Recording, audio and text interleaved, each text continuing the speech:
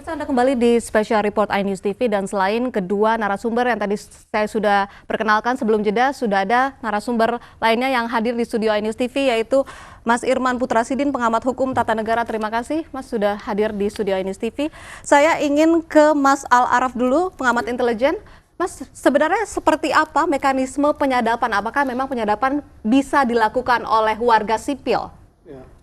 Pertama, regulasi pengaturan tentang penyadapan di Indonesia kurang lebih diatur di dalam 10 undang-undang yang mengatur tentang penyadapan. Hal itu terkait dengan berbagai tindak pidana, baik itu narkotika, pemberantasan korupsi dan penanganan korupsi, atau dalam tujuan-tujuan kepentingan keamanan nasional yang ditangani oleh intelijen negara. Dari mekanisme itu, pengaturan tentang mekanisme penyadapan memang memiliki perbedaan-perbedaan otorisasi untuk mengizinkan siapa yang mengizinkan. Ada yang mengatur pengizinan itu melalui kelembagaan sendiri seperti KPK, hanya melalui putusan KPK. Ada yang izin pengadilan penyadapan itu harus melalui mekanisme ketua pengadilan. Yang ketiga, ada mekanisme penyadapan itu melalui otoritas dari kelembagaan yang terkait, dalam hal ini rezim pemerintahan yang ada. Nah, mekanisme-mekanisme tersebut tentu juga mengalami satu proses pengawasan untuk kelembagaan intelijen. Semua kelembagaan intelijen melakukan penyadapan selain memerlukan izin ketua pengadilan juga harus melalui pengawasan oleh Komisi 1. Makanya di Komisi 1 ada komisi khusus intelijen yang mengawasi tentang itu. Nah, itu secara mekanisme. Nah, pertanyaannya apakah kemudian warga sipil mungkin untuk melampaui hal itu? Menurut saya ini sesuatu yang sulit untuk dilakukan karena proses dan mekanismenya cukup panjang. Meski bukan tidak mungkin, tetapi menurut saya dalam realitas ini intervensi warga sipil untuk melakukan proses penyadapan sulit dilakukan karena secara aturan undang-undang yang mengatur tentang penyadapan diatur dengan ketat melalui beberapa undang-undang. Meski secara konsep seharusnya otoritas mekanisme penyadapan itu sebaiknya diatur dalam satu undang-undang yang tunggal yang bernama Undang-Undang Penyadapan. Sehingga 10 undang-undang mengatur tentang penyadapan itu seharusnya dihilangkan mengatur tentang penyadapan, sehingga kemudian mengatur penyadapan diatur dalam undang-undang penyadapan. Itu hasil keputusan Mahkamah Konstitusi. Tetapi dengan realitas 10 undang-undang ini, intervensi warga sipil untuk meminta pemerintah penyadapan menurut saya itu sesuatu yang sulit untuk dilakukan. Oke, apa syarat-syarat apa saja yang dibutuhkan untuk melakukan penyadapan? Lain juga kita seperti kita ketahui bahwa hanya instansi resmi negara yang diperbolehkan untuk melakukan penyadapan. Apakah memang warga sipil dengan meminta izin atau prosedur seperti apa? Apakah bisa? Warga sipil tentu tidak punya otoritas untuk meminta satu proses penyadapan, dan saya rasa dalam kasus misalkan terkait dengan proses peradilan dalam kasus Ahok kemarin tentu sesuatu yang sulit juga untuk seperti Ahok meminta penyadapan kepada pemerintah untuk melakukan penyadapan, karena itu sesuatu yang kalau secara undang-undang sangat sulit dilakukan gitu, karena mekanismenya sangat cukup panjang. Misalkan permintaannya kemana? Ke lembaga intelijen, tentu lembaga intelijen ada cross cutting melalui keputusan pengadilan, karena untuk melakukan penyadapan harus ada izin ketua pengadilan negeri dulu. Ketua pengadilan negeri baru meminta izin, sehingga otoritasnya mekanismenya jelas melalui Undang-Undang Intelijen 17/2011. Dalam konteks itu, proses penyadapan harus diawali dengan misalkan harus ada dugaan bukti permulaan bahwa memang orang yang ingin disadap itu adalah orang yang terlibat dalam tindak pidana tertentu. Dan itu diajukan oleh instansi resmi? Oleh instansi resmi, bukan warga sipil. Jadi otoritas itu pemerintah lah yang menilai dalam satu kejahatan tertentu dibutuhkan mekanisme penyadapan untuk menggali lebih lanjut bukti yang ingin didalami, tetapi harus diawali dengan bukti permulaan yang terlebih dahulu, dan tidak serta-merta kemudian pemerintah melakukan penyadapan begitu saja. Dia harus izin ketua pengadilan kalau terkait dengan intelijen. Hanya Komisi Pemberantasan Korupsi yang dia tidak perlu memiliki otoritas melalui mekanisme pengadilan atau pemerintah. Hanya melalui putusan KPK dia bisa melakukan proses penyadapan. Nah, berbagai variasi kompleksitas tentang mekanisme penyadapan yang diatur dalam 9 undang-undang ini sebenarnya sudah dievaluasi oleh Mahkamah Konstitusi. Oleh karena keputusan Mahkamah Konstitusi harusnya menjadi dasar bagi pemerintah dan DPR untuk membuat undang-undang tentang penyadapan. Nah, ini menjadi sesuatu yang sangat penting gitu. Yang kedua, tentu juga harus hati-hati untuk mengatakan bahwa apakah dalam satu proses yang terjadi dalam sidang kemarin itu ada proses upaya penyadapan yang dilakukan oleh Ahok atau tim pengacaranya, karena sepanjang saya mengikuti peradilan tidak ada kalimat bahwa kami melakukan penyadapan gitu, karena itu harus ada bukti rekaman gitu, atau kami memiliki rekaman, kecuali misalkan si pengacara menyatakan kami melakukan penyadapan kayak punya bukti rekaman ya itu bisa menjadi persoalan mengacu ke undang-undang ITE. Tapi sepanjang proses persidangan tidak ada satu proses kalimat yang menyatakan ingin melakukan penyadapan atau sudah melakukan penyadapan. Menarik, saya ingin ke Mas Heru Susetio sebagai pengamat hukum dan HAM. Mas melihat yang dilontarkan oleh kuasa hukum Ahok maupun juga Ahok sendiri dalam persidangan memang tidak menyebut bahwa memiliki rekaman begitu, hanya menyatakan memiliki bukti. Apakah Mas Heru melihat ini hanya gertakan begitu kepada saksi agar bersaksi sesuai dengan yang diinginkan oleh terdakwa dan juga kuasa hukum? Ya, di persidangan memang semua bisa terjadi, tapi memang kendali harus di tangan hakim dan kalau saya lihat di situ memang hakim sangat hati-hati, juga pihak jaksa juga sangat hati-hati karena mungkin kasusnya sangat bernuansa politis yang menjadi perhatian sorotan publik. Sebenarnya kalau pelanggaran etika di persidangan cukup banyak di Indonesia, bukan hanya kasus ini, hanya mungkin tidak tercover oleh media massa. Bahkan dalam kasus perdata, gugatan cerai suami istri itu sering sekali ada kata-kata tidak etis terlontar dari kedua belah pihak, sangat sering sekali. Juga dalam perkara perdata pidana yang lainnya.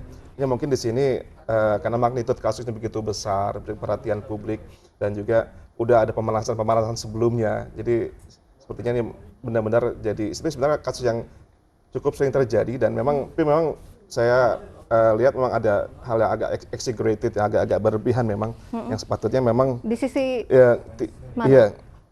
dari pihak kuasa hukum maupun itu hak kuasa hukum ya. Sebagai kuasa hukum memang dia punya hak, punya kewenangan selama memang tidak diberhentikan oleh hakim. Hakim kan yang megang bola hakim ya.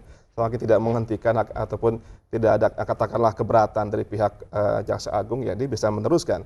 Tapi ya memang juga dia ada sejumlah etika yang harus dipegang sebagai kuasa hukum, etika yang datang dari undang-undang maupun juga sebagai kode etik itu yang harus dipegang juga. Artinya ya ketika ada bicara ya harus sesuai dengan fakta, dengan data dan tidak menyimpulkan dan karena yang pegang bola hakim, izin bicara kepada hakim, juga menjawab kepada hakim dan harus sesuai dengan sesuai porsinya ya. Artinya karena ini kan masih bersaksi pelapor ya. Masih di awal-awal persidangan. Artinya tanyakan apa yang memang harus ditanyakan, tidak masuk hal yang sifatnya. Nilai yang dinyatakan oleh kuasa hukum dan juga Ahok sendiri itu sudah keluar dari konteks kasus persidangan ini. Iya. Ya juga kasus-kasus sebelumnya ya, terkadang masuk wilayah pribadi gitu, oleh pribadi daripada saksi pelapor yang sepatutnya memang tidak harus ditanyakan. Ya jangan menjadikan pengadilan itu sebagai festival atau sebagai semacam infotainment. Artinya sampaikan, tanyakan apa yang harus ditanyakan sesuai dengan fakta di persidangan, dengan data-data yang ada, dan jangan menjadikan suatu festival, ranah-ranah privat, ranah pribadi yang seharusnya tidak terlalu urgent untuk pengungkapan suatu kasus. Walaupun itu kewenangan dari kuasa hukum ya. Itu kuasa hukum yang punya kewenangan dan punya hak untuk menyampaikan itu, tapi tetap harus ada koridornya dan hakim juga harus tegas dan tegas, tidak berpihak. Juga jaksa pun harus proaktif juga ya.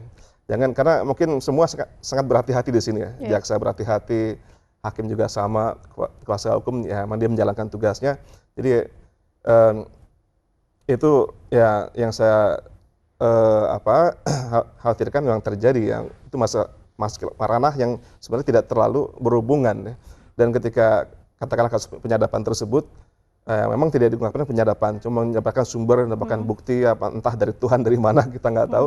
Cuma ya itu apakah itu harus disampaikan di persidangan dan apakah itu urgent, apakah terkait dengan kasus tersebut atau malah tidak harus diungkapkan. Jadi harus betul-betul bijak dan berhubungan dengan pembelaan ya. Karena tugas kuasa kan membela, saya kuasa hukum. Jangan membuat permasalahan yang baru akhirnya malah ini kan sekarang berlarut kasusnya sudah sampai ke majelis ulama, sampai difasilitasi permintaan maaf, penjelasan dan sebagainya. Jadi akhirnya jadi kemana-mana tidak fokus begitu tidak ya? Fokus. Sedangkan masalah utamanya kan pasal tersebut yang sedang disidangkan itu yang mungkin fokus nggak usah melebar kemana-mana. Kecuali kalau itu disengaja, kita nggak tahu kalau disengaja ya. Oke, kita beralih ke Mas Irman Putrasidin, pengamat hukum tata negara. Tadi Mas Al-Araf sudah menyatakan bahwa penyadapan hanya boleh dilakukan oleh instansi yang resmi negara yang memang diperbolehkan begitu dan juga ada laporan sebelumnya. Apakah jika memang benar ada penyadapan dan dilakukan oleh warga sipil, apakah ini telah suatu pelanggaran undang-undang? Saya kira tidak ada memang otoritas yang dibolehkan oleh sistem hukum kita penyadapan yang sifatnya horizontal ya. Yang ada adalah penyadapan yang sifatnya vertikal. Jadi itu ada kebutuhan negara atau kebutuhan hukum untuk kemudian memberikan otoritas kepada negara melalui undang-undang untuk melakukan penyadapan. Itu pun sangat-sangat terbatas. Dan kondisi yang tadi Mas Al-Araf jelaskan itu tidak mudah. Kenapa? Karena ada jaminan konstitusional terhadap setiap warga negara bahwa setiap warga negara itu berhak atas martabat kehormatan diri pribadinya, berhak atas rasa aman untuk tidak takut atau rasa aman untuk tidak takut untuk berbuat atau tidak berbuat di situ. Itu basis filosofisnya di situ. Sehingga namanya intersepsi atau penyadapan itu sebenarnya sesuatu yang sangat tidak dibolehkan.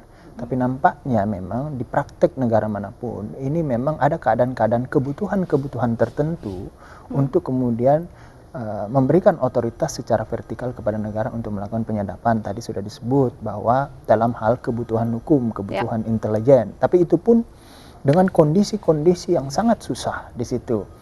Penegak hukum tidak bisa, saya mau Mbak Uci, siapa tahu ada nih skandal-skandalnya atau apanya kan gitu kan. Tidak bisa sembarangan nggak begitu, bisa. harus ada laporan atau kasus tertentu yang harus ada bukti-bukti awal dulu itu. Di situ itu pun minta izin pengadilan. Bahkan di beberapa negara yang namanya otoritas pemberantasan korupsi pun itu tidak bisa langsung secara otonom seperti KPK kita di sini untuk melakukan penyadapan. Dia harus minta izin pengadilan. Malam-malam pun mau nyadap, udah ketok aja pintu pengadilan. Saya mau nyadap dulu nih, gitu. Nah, diberikan otoritas seperti itu.